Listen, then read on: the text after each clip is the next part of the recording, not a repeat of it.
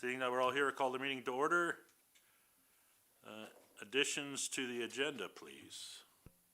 Through Mr. Mayor, this is going to take a little while, but we do have a few additions to the agenda this evening, and thanks, Chris, for providing me with my list. First addition to the agenda is 10.1, discussion around special council meeting in relationship to budget 2026. The second addition to the agenda is 11.3.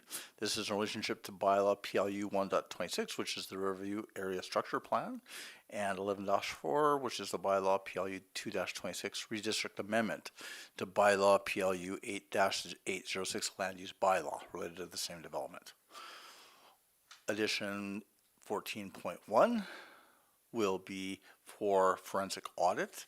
We have a letter from Harold John Root in relationship to vetoing the forensic audit resolution that council made last week. So that's open for discussion, and you have the letter, and this will be made again public on our website as well.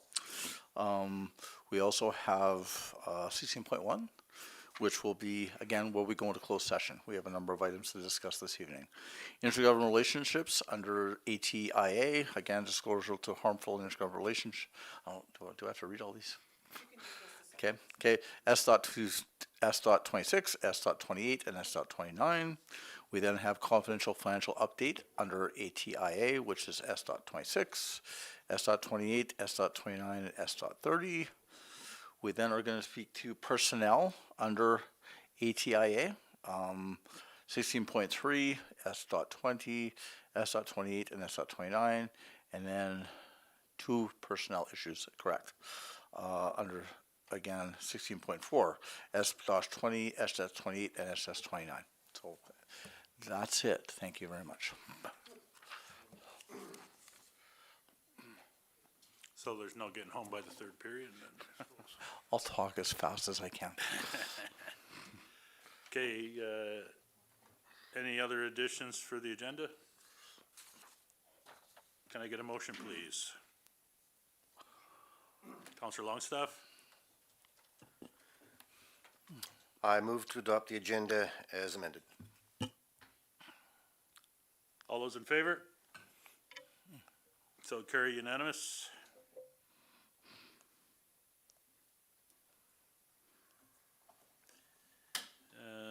6.1, adoption of the minutes, regular council meeting, April 14, 2026. Anybody note any errors or omissions in that? I did not see any myself. No, seeing none, can I get a motion, please? Councillor Simonowitz. I move to adopt the minutes of council meeting of April 14th, 2026. All those in favor? So carried unanimous. Special meeting for April 23rd, 2026. Any errors or omissions on that one? That was the budget one, I believe. Seeing none, can I get a motion, please? I'll make that motion. Thank you. All those in favor? So carried unanimous. Finance 7.1, accounts paid as of April 24, 2026. Do we have any questions for them? See, Ryan's not here today, so.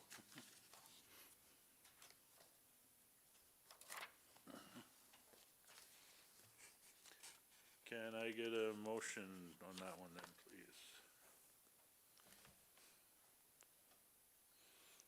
Anybody? Accept this information, is that what you're gonna say? I motion to accept this as information. All those in favor? So carried unanimous. Old business, 9.1, Urban Hen Program Information and Public Engagement Strategy. Through Mr. Mayor, This is to provide you with a comprehensive overview of the Urban Hens program in Alberta. This was brought forward by Councillor Longstaff for interest. And again, we wanted to just provide some background on what this would mean. After doing some research, I was actually quite surprised by this. This isn't actually all that uncommon in municipalities in our region. There is an urban hens bylaw within the town of Bonaccord, for example, so fairly close. So luckily Jody was quite familiar with this, and so she wrote this report, and so I want to thank her for that. There are regulations, of course, in relationship to urban hens that we do want to pay attention to, but again, because there are regulations, it means that there are rules in place that will allow for something like this and allow it to be done very responsibly and in accordance with, again, best practices and bylaws around towns. And so there are some things that we want to discuss in relationship to this if this wanted to be done. The key things that are considered concerning are environmental and sanitation type of issues, because again, it really comes down to cleanliness, making sure that the hens are well kept, making sure that there aren't any concerns with hens getting away and into other people's yards and things like that. I, for one, am kind of scared of chickens, and so it's something that we have to be careful of, because again, you want to be no different than dogs. There are bylaws around animal control, so it would be the same for hens. But again, this is something that is actually quite common. From an implementation option perspective, there are three key things that we can do. The first one is developing it within an animal control bylaw, which would mean that, again, this approach, there would not be, again, a permit required. It simply would fall under our bylaw, and basically, there would be certain controls, again, from that perspective. And so we would update our bylaw to include hens and kind of, we would speak to kind of the complexities around hens in terms of cleanliness, keeping the yards clean, keeping them kind of in the chicken coops, for lack of a better way of putting it, and whatnot. And so that can be completed in that way. The second thing that we could do is basically include it in the land use bylaw, and then also have it in our animal control bylaw. By having it in your land use bylaw, this actually allows you to have significantly more restrictions around basically how this would be handled. And so you could put things like setbacks, the size of coops, kind of like what types of coops would be allowed from a land use and structure perspective. So you're able to basically put significantly more control on the situation with this option. And I think, if I'm incorrect, and again, Jody knows a lot more about this than I do, I think this is typically the one that most municipalities go with, is basically the land use bylaw and the animal control amendment, because of the ability to control this in a much more again, structured way. The third option is, again, to pilot this. So basically, one of the things that does happen with these types of situations, and again, as a municipal veteran for a long time, I personally have seen where these things can cause quite significant controversies in municipalities, because not everybody likes them. And so one of the things that many municipalities will do on occasion is to try a pilot. And that would mean what we would be looking at is picking maybe 5 to 10 residents that are interested in the urban hen program to try the program out, depending on whether we go with option A or option B, and provide maybe a 6-month opportunity to see if it works and make sure that it doesn't cause any concerns or problems for neighbors or basically the community on the whole. And so those are the three options that would be available. The one thing that I thought as I read the report just earlier is that there is a fourth option, and the fourth option is obviously to say no. So that is an option of council as well, as if you don't think that this is something that that you would like to pursue or you have concerns with, and some municipalities do turn these types of requests down, that is an option that you could pursue as well. So again, I think the key thing, the next step before probably a council decision, because this is really for information this evening, is to look at possibly holding an open house on this event. And again, we have open houses on all types of issues, and this would be one that I think would be very, very useful to have an open house to kind of get kind of a bit of a gut feel for how the community feels about something like this. We would endeavor to put out information about the Urban Hen program, probably talk to other municipalities about the challenges and maybe some of the successes that they see, and kind of do a facts and a Q&A sheet that would probably go up prior to the open house. We then hold an open house, maybe have a questionnaire, kind of gauge what the feel is for everybody from that perspective, come back to council with that information, and at that time then we would basically ask you to call the question, go to debate, and ask whether you think this is something that should be implemented or not. And so with that, again, financial considerations is, again, this, on the most part, if we hold the open house and do an information session, all that work would be done essentially internally by our staff. And so there isn't really any significant financial considerations at this time related to this. If we decide to move forward, again, very few financial considerations. We have to update our bylaws, talk to our bylaw enforcement. The only thing that could occur that could have a financial implication, of course, we're very sensitive to this right now, is obviously we're looking at going to not to basically bylaw that is based on complaint rather than basically proactive bylaw, and that's going to save us considerable money in the budget next year. But that also means that might cause issues with something like this, and so it is something to be aware of. It could cost us cost issues if this becomes a significant problem. We have to call bylaw more because we're now going to have to pay for proactive costs over and above the contract that we're currently proposing in the 2026 budget. So with that, again, we have a number of options ahead of you for this evening to consider. Again, we ask that you accept this report for information, and then direct us to again either kind of move on the Urban Hens program, asking you to accept the information, schedule the open house so we can gather more information and decide what we want to do to proceed. You could ask us to come back and do some public engagement prior, do some questionnaires and get some information back to you prior to scheduling an open house if you wish. Or you could take this report for information and ask us to defer this engagement until the completion of the viability review. No, to be frank, again, with everything that we have going on right now, I do think and I appreciate that this has come forward, but again, we as administration would probably be recommending that this be deferred until after the viability review is complete. To move forward with something like this, if we decide to move forward with it, again, it could easily be overturned depending on the outcome of the viability review.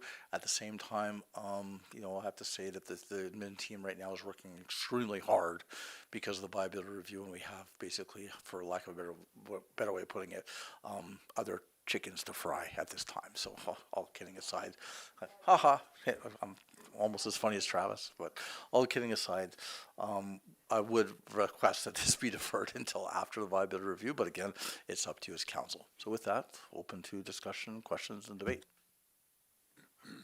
And I'm not sure you'll be able to answer or not, but maybe Darren can. In Lamont County, it was a pilot program for 1 year, effective on the April 1st, 2024. Do you know how that pilot program? No, is it still active? Like, do they actually have hens, or do the pilot program was a? I believe they still have it. Okay. Did you get the iPhone from Chris? No. Oh. I haven't checked up with the town yet, but the pilot program was supposed to be just the 1 year, and I think they actually still have it in place because it's still on the web. Good. Any further questions? Councillor Simonowitz? Oh, just to interject, Your Honor, I just did a quick check on Lamont, the town of Lamont, and yes, they passed a bylaw on the 8th of April in 2025, allowing up to 5 residents to apply for license to have 2 to 4 laying hens. So it looks like they've got a pilot program going. Councillor Simonowitz? I just wanted to ask administration, can there be any kind of questions asked in the viability survey in regards to this topic? Not extensive, but, a couple of questions or whatever, so we get a feel for it. Through Mr. Mayor, respectfully, I would probably caution against that. I mean, the viability questions are pretty intense. People have, really kind of, difficult decisions to make in the coming weeks. I don't see how that program itself would really tie to our viability review. And so I don't think it'd be appropriate. I think it would be too much of a change and deviation from the information we're trying to get. A separate survey is not a lot of work from our perspective. I have no problem saying if you want us to do the survey, we could do that right away. It's just the full implementation and the work in an open house would be a little bit much, but I have no problem if you'd like us to run a survey. Okay. Okay, thanks. Did you have? Yeah. Councillor Morrison. With regard to if it becomes a pilot for 1 year, be it similar to Lamont, and then we cancel said program, because it's of not interest. There's no financial liability to the town for the costs that have been incurred, by the residents, Through Mr. Mayor, one of the things that's very important with any type of pilot program that I've seen in the past is that anybody that participates in a pilot program has to sign a release saying that they have no concern with any sunk costs, building the chicken coop, but buying the animals themselves.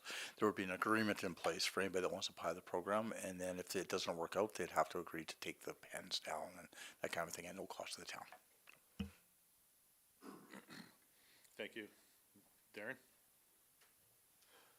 I appreciate all the work that administration's put into looking into this. But for council, when I put forth the notice of motion regarding this, I'm still willing to hold off until the viability review before we actually start anything like this. So that's going to be your motion then? Sure.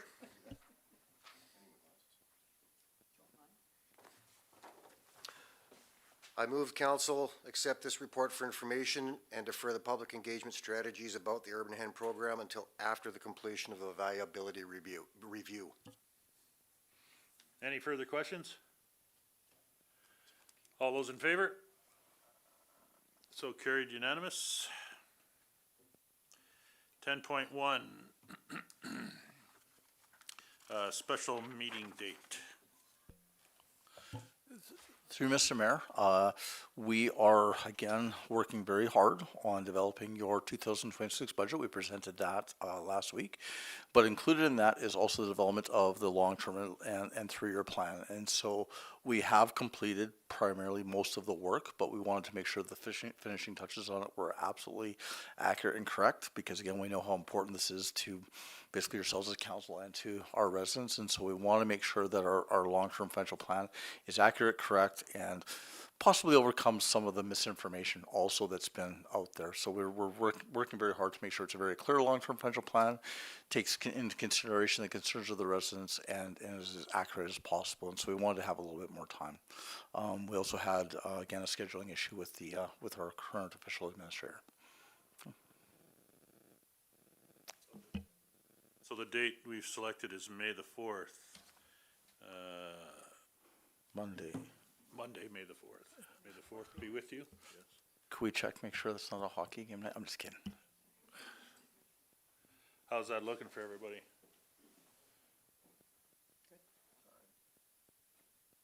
Yeah? Daryl? Travis, good?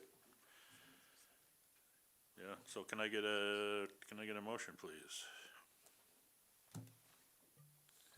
Councilor Curry? I was gonna do this for the last one, but Darren stole my spotlight. I reluctantly make a motion that we set the date for this forum for Monday, May the 4th. We'll need to set a time for that as well, council. The recommendation was 6 o'clock. 1800? Does that work? Yep. Okay. Yep. So that is an amendment then to Councillor Curry's motion, that we set the date for May the 4th at 6 p.m. You okay with that, Councilor Curry? 1800 on the 4th? Yeah, I'll set my clock for 1800. Okay, all those in favor? So carried.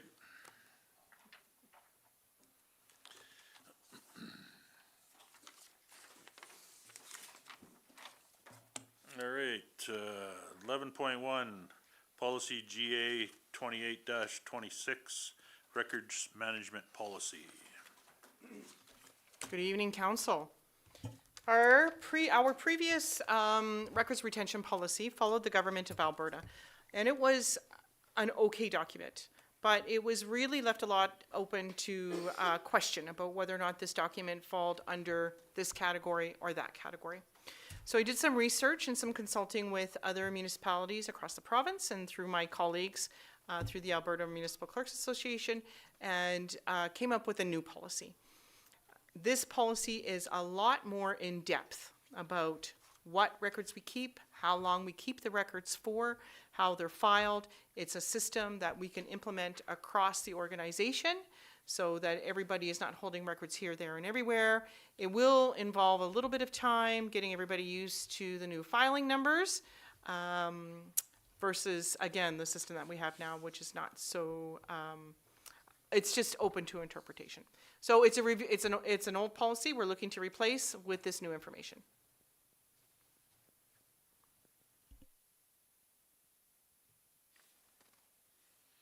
Okay, thank you. Question, it also deals with digital media as well? That is correct. We are obligated under the Municipal Government Act to have a records retention policy. We need to be able to ensure that the records that we have, we keep for the appropriate length of time, and we dispose of them in the appropriate manner. And just as a follow-up, all records that are disposed have to be recorded. So whether we shred those documents or delete those documents, staff currently has, and we will continue to use, a disposition schedule that we just hold on into a binder so we know exactly what records were shredded. And the records that you keep for any length of time they're stored off-site? They are stored actually downstairs in the basement. Downstairs. Any physical records, yes. Digitally, they're stored on the cloud. Yep.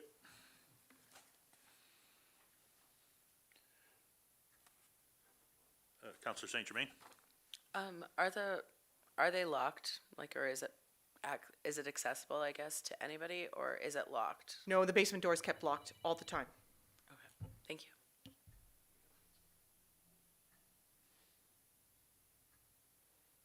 Any documents that we would consider to be of a personal nature, so access to information requests, that sort of thing, that would be with our personnel department, those documents are locked. Thank you very much. Any further questions? Counselor Morrison?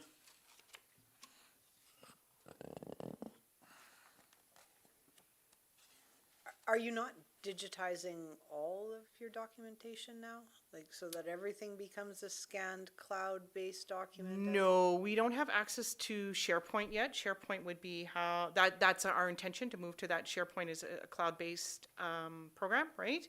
But no, there's still a lot of paper that gets moved around in this office.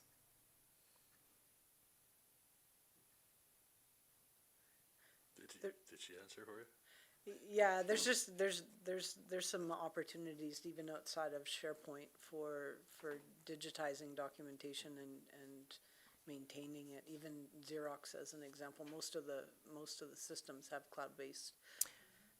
Agreed, and that does come at a cost. No, there absolutely is. There's a cost to everything. Yeah.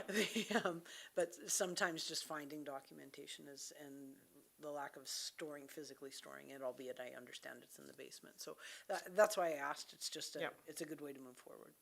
Yeah, no problem. Council, just as an example, I want you to look and see that all 6 out of 7 are currently holding paper in their hands. Did you just make fun of me? Not at all. Fair enough. Any further questions? Seeing none, can I get a motion, please, on the recommended action?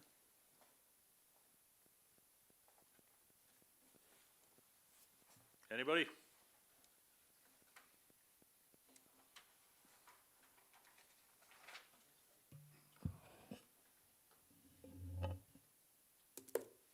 Robert had a question. Yes.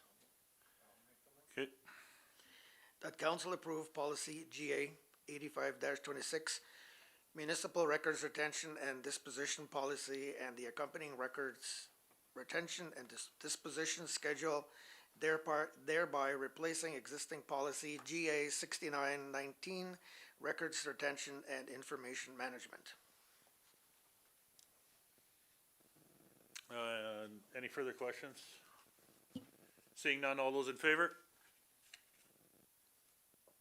So carry unanimous. 11.2, policy L 1-26, public participation policy. Again, council, so we, as part of our legislative compliance, it was noted that we did not have a public participation policy. The purpose of the public participation policy is to engage our public in various activities, decisions, to get the public's feel, because let's face it, we're in a democracy. So this also speaks to transparency, inclusiveness, accountability, and timeliness. As we develop programs, a good example would be the Urban Hen program, right, where we're going to engage our public, perhaps, if council so chooses, to engage our public in a survey, in an open house, before that program is actually implemented, whether it goes forward or not. So that's the purpose of the the public participation policy. And here for questions if you have them. Does this also speak to the changes that we did to the procedures bylaw in regards to speaking in the council chambers? Does it speak to that? No, that's council's procedural bylaw. That's a completely different document. Okay.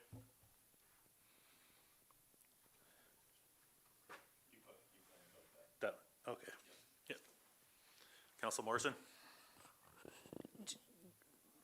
By probably name alone in the confusion, public participation policy are we able to incorporate our engagement, public engagement in here, or it definitely needs to be within that procedure? No, council's What's the procedure, difference, I yeah. guess, between the two?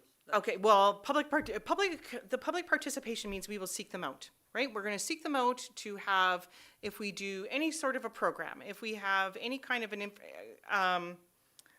I'm trying to see what, because I wrote, No, I think you just hit on. Apologies, I think actually your verbiage just clarified it for me, is that we're seeking out. Yes. This is how we will engage. That's right. As opposed to within the procedural bylaw, it's more how the public is to engage with us. that's right, and that's a public forum, right? So a public participation policy, we're seeking input from our residents as a whole. Where your public forum, if we were to have all of the public come to speak to you at a council meeting, we would never have time, right? So we have to set parameters around that. And your council meeting is not the place to seek out engagement from your public on a broader issue that affects the residents as a whole, right? The forum would be an opportunity for an individual resident to come and speak to you about an issue they may have, or whatever, but it typically would be something that affects them, maybe them, their neighbors, their neighborhood, not the town as a whole.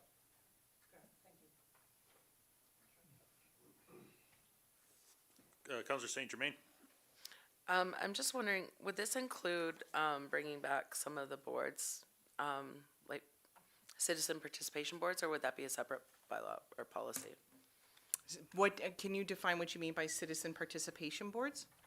Previously, it was my understanding that they had boards where citizens would sit on those boards and give input, feedback to council. I think there was an FCSS board that was one of them. Yeah, as a matter of fact, council has put forward a notice of motion for a community services board, so no, this would not include that. Again, community services board would be more focused on the community services, what's the word I'm looking for? Their mandate. Okay. So if it was just for us to get, a range of opinions from citizens, couldn't be a board or something like that? Or a Well, that would be engagement that way? that would be the purpose of the public participation policy. We would actually go and seek that information out Okay, perfect. through various ways, surveys, open houses, town halls, right? So we would actively seek out everybody's input that way. Perfect, thank you. You're welcome. Any further questions? Can I get a motion, please? Council Morrison? I move council approves policy L Lima 1-26, public participation policy as presented. All those in favor? So carried unanimous. Thank you. 11.3. Oh, If I may, just for the record, One of the things that you've seen over the last number of weeks is a number of policies come forward, and they're related to the compliance review. I think it is very important to note that we are currently in a viability review, but we also had a compliance report that came forward with a number of things that were identified as needed for improvement. I think it's very important to note that we're working very hard, and Chris, I want to thank you for all the work that you're doing on this to get us back to where we're at a point of being completely compliant under the Municipal Government Act and basically got our policies in order. Now, it's not going to be perfect. It's a lot of work, but I would say that we're getting there, and it's very important to note, and again, for our residents and others that may be watching this evening, that this municipality is not only going to be compliant, but I think we're going to be ahead of the curve by the end of this year, and I think that's very important to note. Thank you, sir. 11.3, bylaw 01-26, Riverview Area Structure Plan, first reading and public hearing. So this is an area structure plan that was brought forward for an area that had been previously covered by an earlier area structure plan called Emerald Ridge. Emerald Ridge Area Structure Plan was passed August 26th of 2009. Since that time, the developer has submitted an amendment to the Emerald Ridge plan. The amendment was significant, so we required them to submit a new area structure plan. They're calling it Riverview. And they just started over because changes were so significant that it would have been just too confusing for people to read the amendment. They did do a public engagement a public open house engagement on October 2nd to receive community opinion. And then they received the final comments from the planning and the engineering reviews November 6th. The final draft of the proposed Riverview Area Structure Plan was received in our office March 16th, and they had a presentation to council April 14th where they came and explained to you what they were going to do. It's been on the table for a while. It was interrupted by the election, so they're looking to bring it forward now. I'm currently looking for first reading for this bylaw. And then I would like to have a public hearing scheduled for May 13th at 6 p.m. That date provides in the required amount of advertising time as necessary by the MGA.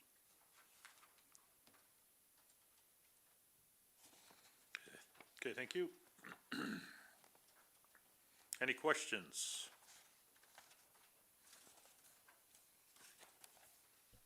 Just as a note, when we schedule the public hearing, as you'll recall, needs to be scheduled within a council meeting. So we can't just schedule a public hearing, you're going to schedule a council meeting for the purposes of holding the public hearing.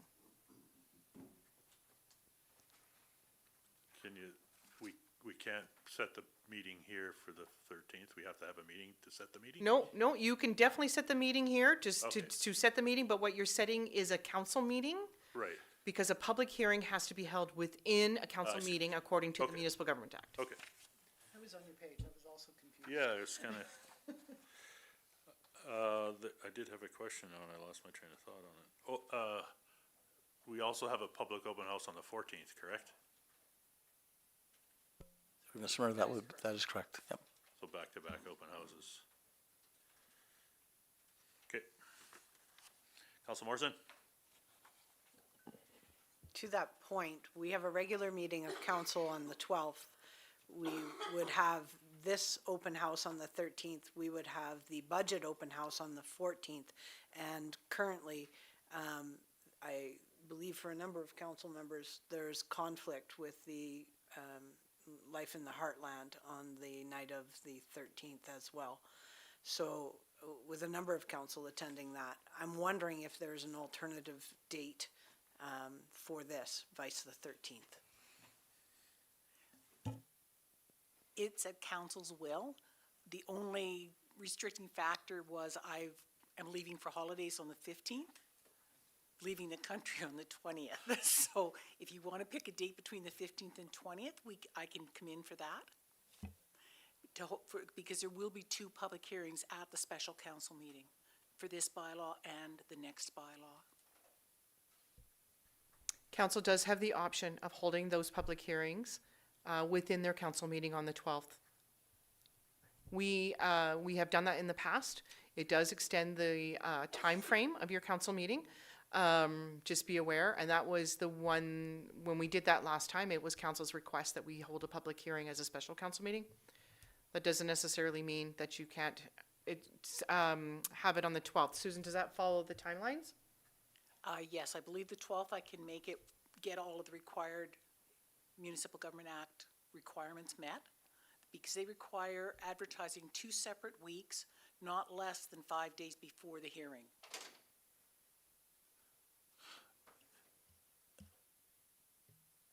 Councilor St. Germain? Could we not do it when you return? We could, the developer is wanting to get shovels in the ground this year, so he's kind of pushing for a shorter timeline. And someone else could present it if necessary too. Through you, Mr. Mayor, it actually is quite common to hold an open house in a regular council meeting. I've seen them many times. So I don't think holding it on the 12th would be problematic. If we started at 6 o'clock, I think that would provide us plenty of time to conduct the open house and answer any of the questions the public may have. And so, and if it's problematic for us, Sue, we do have Jane Defini of Municipal Planning Services that could help support us, her and her team. And I have no problem probably following up with that and having somebody here that can support us from a planning perspective. Okay, thanks. So any objection if we move it to the 12th? Just tied in with our other meeting? Guys okay down there? Yeah? Okay. Should council decide to hold the meeting earlier, then please, because that's outside our regular meeting schedule, I will need a motion that we have a 6 o'clock start for the meeting that day. Okay, so there's 2 motions to give here. So who wants to take care of the first one? Councilor Longstaff? I move council give first reading to bylaw PLU 01-26, the Riverview Area Structure Plan.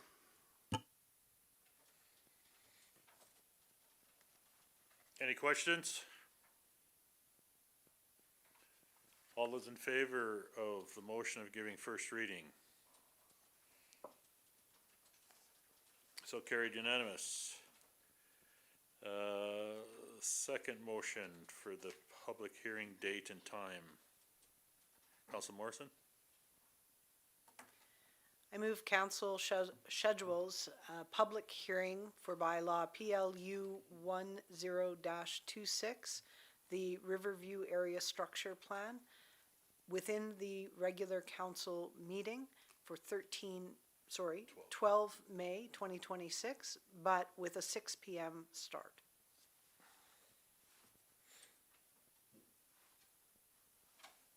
Questions? All's in favor of that motion? So carried.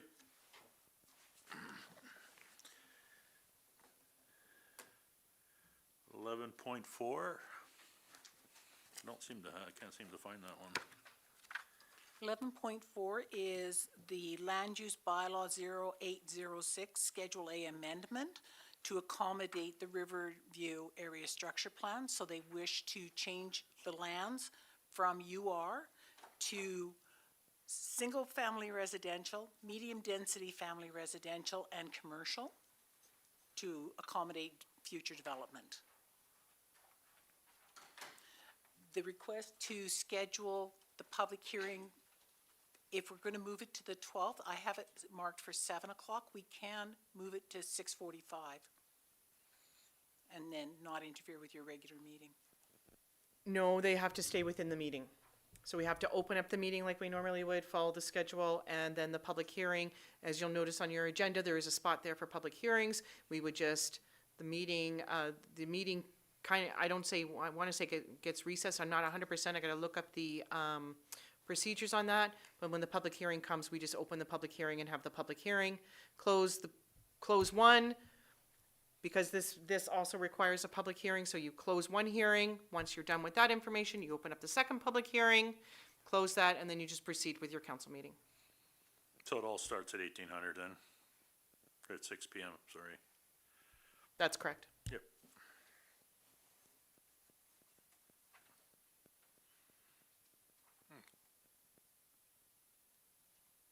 So I need a motion in regards to the first reading, please.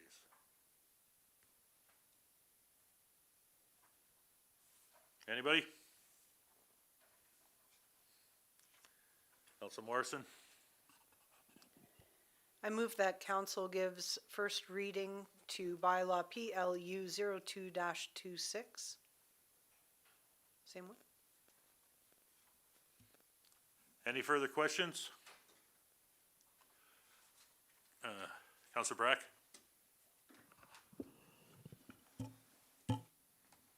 My question is if, one of the concerns is for the residents that live to the north of that area with as far as, secondary route, access out. Have we looked at doing anything in regards to that? The developer is in conversation with CN to provide a secondary emergency only egress point. So we have to have CN's permission to cross the rail line. So the developer is in conversation with them. The other alternative will be to go to an unbuilt road allowance, proceed south to Vista Road. But that road allowance has not been developed. That's my biggest concern over the whole thing, that we need to take care of the people that are there before we go out further south. I definitely want to take some more time and make sure that we have some concrete groundwork laid for that area before we continue.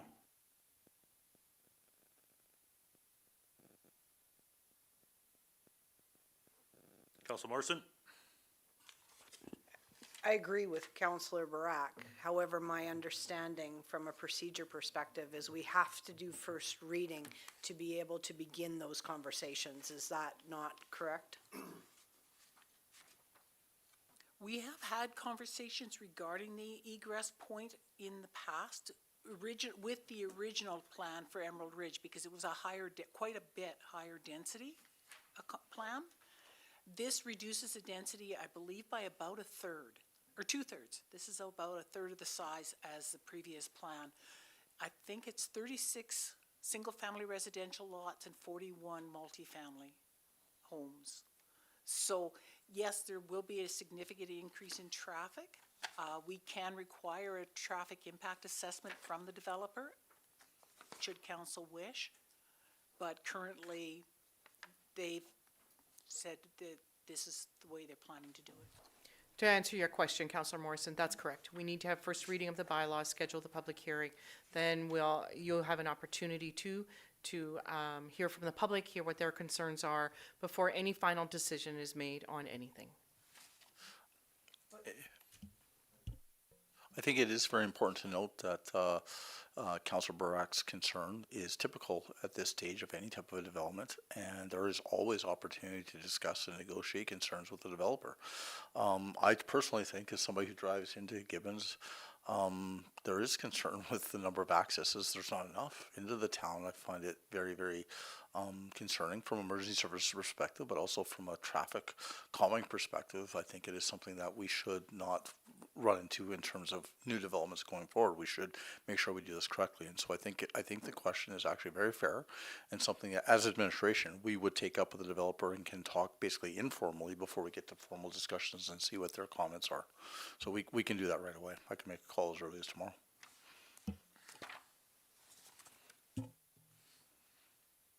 Okay, thanks. So, you just want to repeat your motion? Understanding that first reading has to go before we can even begin to move forward. Recommendation is, motion is that council gives first reading to bylaw PLU 02-26. Thank you. All those in favor? So carried unanimous. And then the second motion for the public hearing, setting the date and time for the public hearing. Councillor Longstaff? I move council schedules a public hearing for bylaw PLU 02-26 during the regular meeting of council on the 12th of May, which starting at 6 PM.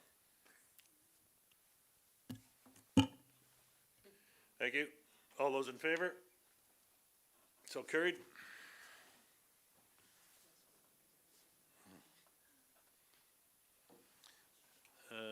Okay. Committee reports.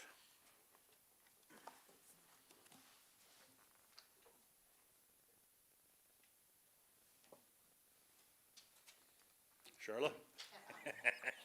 I waited for Counselor somebody to grab it. Saint Germain? Yeah. So my committee report, April 15th, I attended a Community Futures Board meeting. The same day, I also attended the Community Futures Investment Review Committee meeting. 17th of April, oh, no, that was not one I was supposed to put, right? It's okay if you don't, Okay, you don't have to actually give me the date, I'm just making sure that, we get the actual committee. And then. No, not the special meeting of council. Okay, and I would just like to say that Lemonade Day is coming, and that's one of the boards that I sit on. It's June 13th. You can sign up. It's for kindergarten and up. They learn how to run a little lemonade stand. They get business licenses. It's really cool. And you can sign up at lemonadedaynorthernalberta.com. Thank you. Thank you. Counselor Longstaff. I have no report for this previous period. Morrison? On the 21st of Alberta, I attended the AB Muni. Did I really just say that? Outstanding. On the 21st of April, I attended the Alberta Munis webinar on grants in your community. And this one was predominantly focused on housing grants, but incredibly informative to gain the links and lists of available grants, and also to make a couple of connections with actual grant writers. It's an area that I don't know well, so it was pretty informative for a 1-hour session.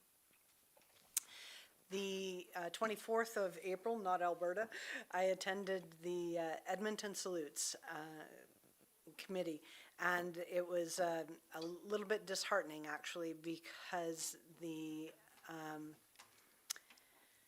City of Edmonton, this is an advisory committee to the City Council, and they have chosen to sunset 7 of their committees, and Edmonton Salutes is one of those committees.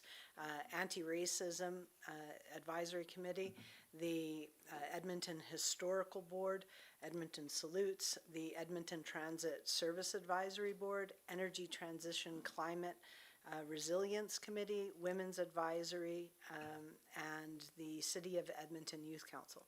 So they are all being sunset. They have not removed the funding at this point in time, and Edmonton Salutes is, in essence, looking for how they will continue to keep this committee going. So it was a little bit disheartening, but we'll see when we move forward. Thank you. Counselor Smonowitz? April 27th, I attended the Water Commission. We continue to have a legal battle with one of our customers who's not too willing to pay what they should be paying, but that's the water, that's not on us. It's not, doesn't affect the town here in any particular way, and that's the only event. Thank you. Counselor Barak?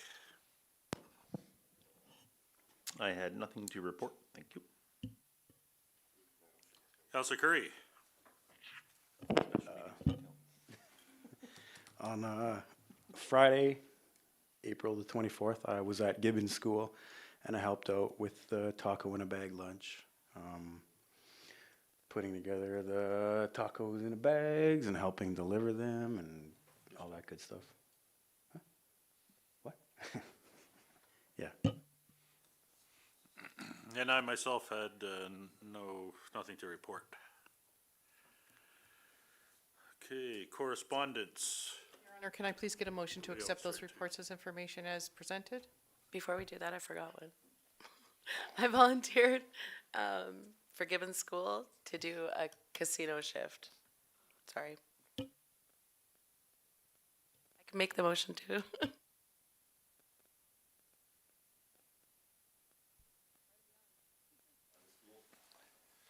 All those in favor accepting the committee reports as information? So carried. 14.1, correspondence, forensic audit. Through Mr. Mayor, it's important to be aware that, under section 575, 2-B, this authorizes the official administrator to basically veto or disallow any resolution from the council within 30 days of when it's been, passed. We received a letter from Harold Strawroods that is going to disallow your resolution to include a forensic audit within the 2026 budget that was to be paid for from year-end surplus. He does note that we did have basically MMP and Brownlee Fry come in to give us some information in relationship to that, to talk to us about the challenges related to a forensic audit, but we still felt it was prudent to go forward. And the official administrator also had noted that he didn't feel that we properly included some of the verbiage from that information in our minutes. Now, I will say this, this is in the letter, but I think, and again, if Chris would like to echo what I'm about to say, I would appreciate it. But that is not typical of minutes in today's best practices. To add narrative into the minutes. And I've talked to the official administrator about that. So there are other avenues, but we have council meetings. They're publicly recorded, but again, this was something he mentioned, and I don't think that we've done anything wrong here. Chris, any comment? Tim is correct. Council meeting minutes typically don't include verbiage, and the reason being, it's my interpretation of somebody else's words, and then what you're reading can be your interpretation of my interpretation of somebody's words. So with the idea being that the council meeting minutes are the legal document of council meetings, they are to include just exactly what you're doing now, which is direction and decisions. The only time verbiage typically can be included is if we're accepting something as information and the public might need a little bit of background to say, well, what exactly was that about? If the motion is unclear. But typically, our motions are pretty clear about what's exactly was discussed. And as Tim said, we have recordings now.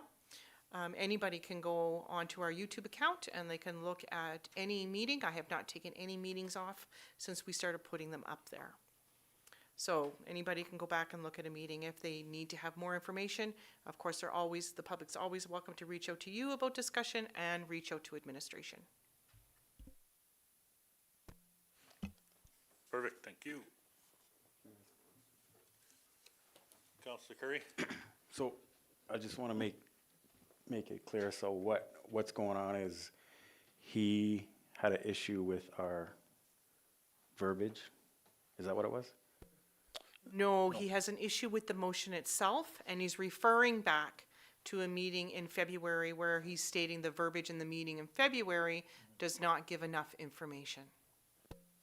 But the veto of the resolution is directly related to last week's meeting, and essentially his rationale is it comes down to affordability, and the likelihood of us being successful, though again, that's to be debated and discussed. But at this time, it really comes down to he feels that, with the town being in the financial situation that we're in, $100,000 is a lot of money. So that's his rationale, I believe, for vetoing this resolution. Mr. Breck?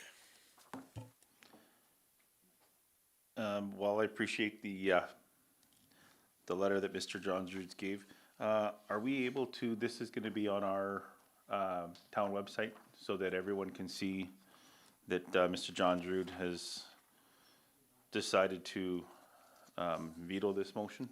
If council so directs the administration, we can make sure it gets up on the website. So I would require a motion of council directing us to put that letter up on our website. I'd like to make that motion to have this letter put up onto the town website.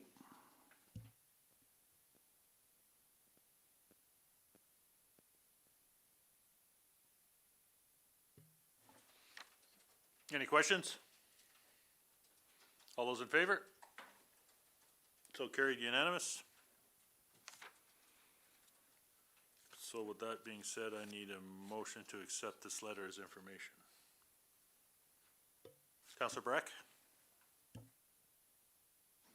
I move to accept this letter of, from Harold John Drew Consulting Incorporated to veto the, motion that was passed to have a forensic audit done. As information, thank you. All those in favor? So carried unanimous. And I believe that's it before closed session, so you guys need a recess? Call a recess at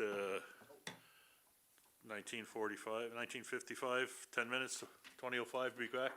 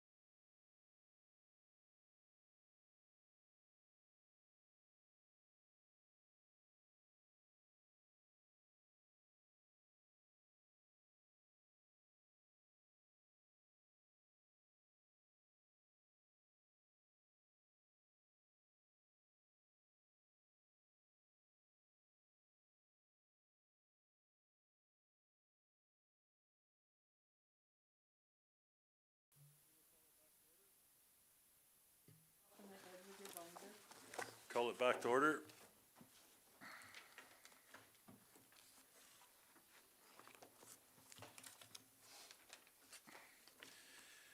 And I need a motion to Counselor Longstaff. I move we move into closed session under the Access to Information Act under sections 26, 28, 29, and 30. You actually have to list each item and the access to information for each item. I'm sorry. All right, we'll try this one again. I move, we move into closed session under the Access to Information Act, 16.1 being sections 26, 28, 29, 16.2 being sections 26, 28, 29, 30, 16.3, sections 20, 28, and 29, 26, 28, and 29, and 16.4 under sections 20, 28, and 29. A correction on 16.3 on personnel, it should be section 20, 28, and 29, not 26. Right, 16.3, correction, sections 20, 28, and 29 under the Access to Information Act. Okay, thank you. All those in favor? So carried.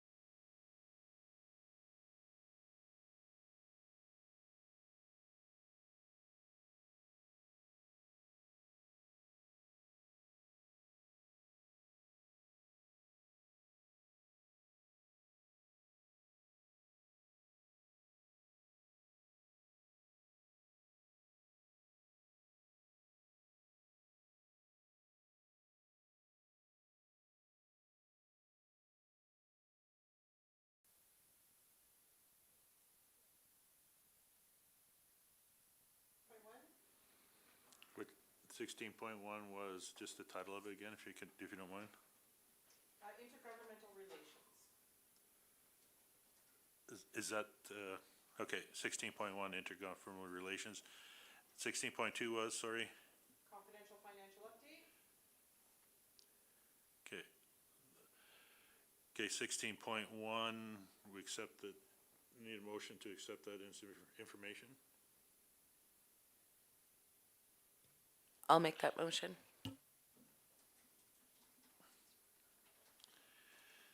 16.2. That's you, my friend. We'd like to let the public be aware that we are absolutely going to pursue the matter and taking action in regards to forensic audit. However, due to legal considerations, we're unable to disclose further details at this time. So it's a statement, I still need some sort of motion. Through Mr. Mayor, can I just, small correction, that would be a forensic review, not audit. Sorry, forensic review.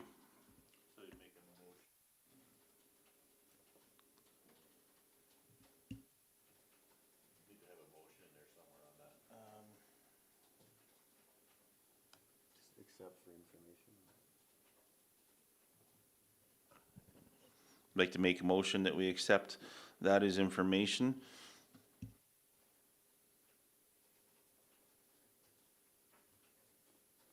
All those in favor? All those in favor? So carried, unanimous. 16.3 was, Your very first personal item? Grade 2, correct? yes. 16.3, I need a motion to accept the information, accept the presentation's information. I can't make a motion, so somebody's gotta do it for me. I'll make the motion to accept the presentation as information.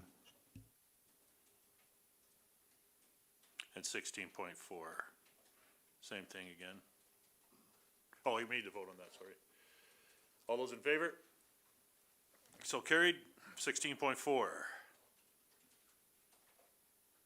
Accept as information. Yep, I'll motion that as well to accept as information.